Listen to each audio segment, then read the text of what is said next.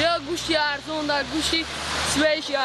بیا گوشتی بیا بچه گوشتی در کشتگی ارزون اینا که بیا کدکی همینجا خیلی آدم خریدشه دکان کنه بعد ممکن هر کمان بعد دکانی چکنیم اورجینال کنیم با بفروشیم میشه ما خاطی دیگه چونه که نمی فقط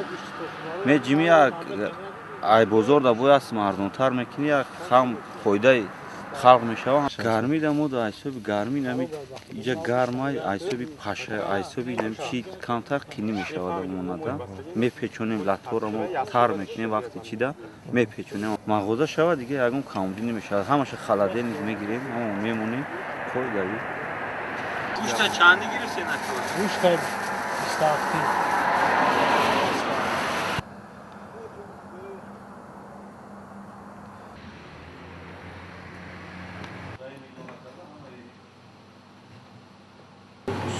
نقطه‌های سودای گوشت نظارت داره تا وقتی که ما هم گوشت نرخ خزاندنی نمونیم چیز کردن میگیریم چند تک میفروشن اجازه دادن میگیریم تا وقتی شرایط خوبی